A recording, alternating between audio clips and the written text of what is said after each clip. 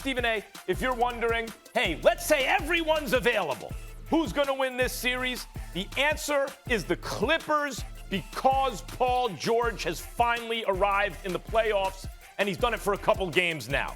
He keeps this up, the Clippers will win. But I do think the determining factor will be, does Conley get back on the court?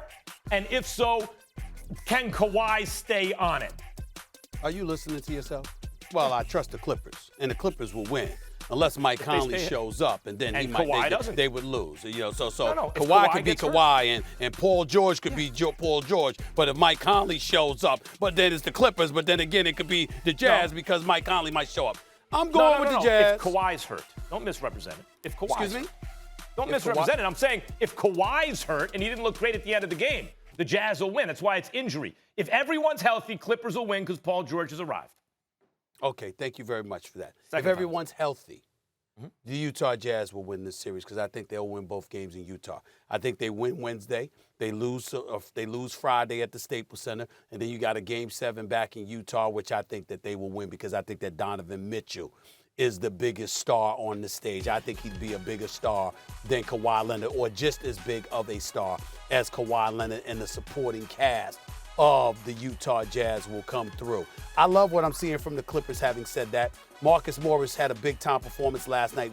That can't go unnoticed. 24 points. You don't usually get that from him, but you got that from him last night, including 7 or 8 free throws, so I give him major props. Paul George and Kawhi both dropping 31. That's a beautiful thing. But the Utah Jazz are not healthy right now. Donovan Mitchell was not himself. I was at the game. He didn't look like himself at all. You should have saw him off camera, man, while the game was going on, Max. They're stretching him. He's laying back behind the bench near the tunnel, and they're stretching him and trying to put him through stuff during the game because he clearly was not healthy at all. You need him. You need Mike Conley. But if we're going to make the assumption everybody's healthy, then I've got to see it to believe that the Clippers would beat the Utah Jazz in Utah for a Game 7. If it was the Staples Center, I'd roll with the Clippers. But a Game 7 in Utah, I have a hard time believing that the Clippers team that we've watched over the last couple of years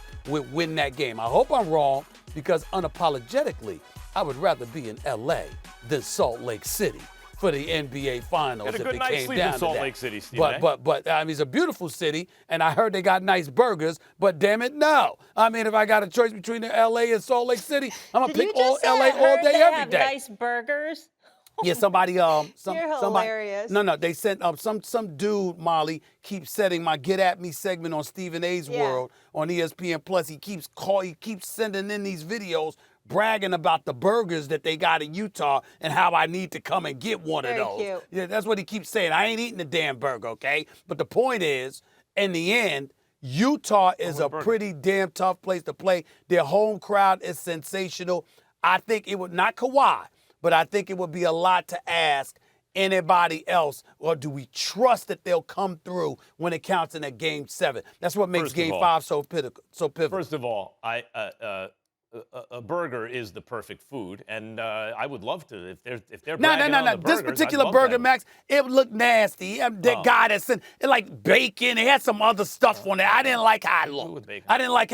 It looked like a heart attack waiting to happen. Well, that's my personal that's a separate opinion. story. That makes it looked like a heart attack waiting to happen. It didn't look healthy. I don't think that you can set. The reason I focused on health, Stephen A., is because did you listen to yourself when you went through it? You're like, I don't like the way Donovan Mitchell looks. Mike Conley's not playing. We just don't know who's going to be ready to play in terms of health. But we all don't know at the end of that game. That's why you saw my reaction like that, because we all don't know.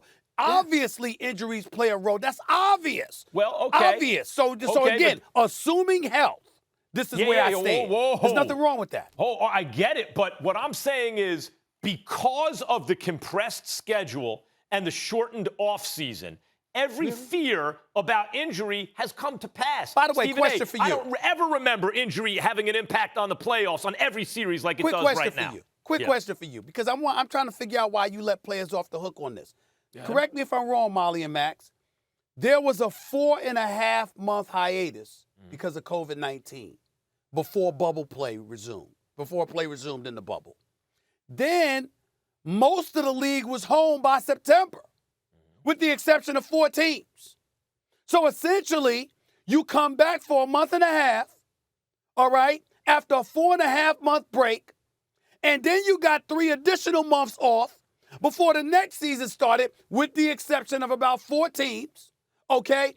So what the hell is all of this stuff about? Well, because they are getting hurt. It was a short. Well, because they didn't take care of themselves. None of like Stephen A. Think of how many. It would be one thing if it was a guy here or a guy there, but it's every walk of life, every size. LeBron, AD, Embiid, Harden, Kyrie. Just pick a team. Donovan Mitchell, you just said, is in bad shape. We saw Kawhi not looking great at the end of that game.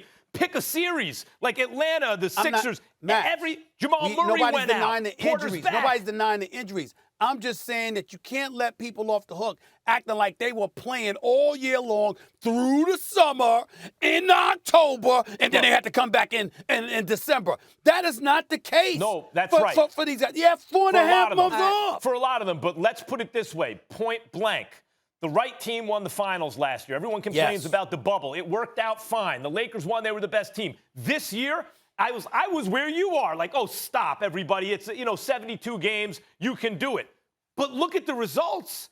Dude, every single series is being decided by injury. And some dudes, not all, but some dudes didn't take care of themselves, and that's something that we need to highlight, because with the money that you're getting paid, it ain't like you got to go and work at Lowe's or Home Depot or something in the offseason. You got enough money to prioritize taking care of yourself, to making sure you're ready to roll once the season rolls around. They used to do that in sports, major sports. The athletes, they used to do that. That's why I brought that up. Used to have to go get jobs in the offseason, that's not the case now. Shelves and stuff. Now with the money they're getting paid, you can take care of yourself.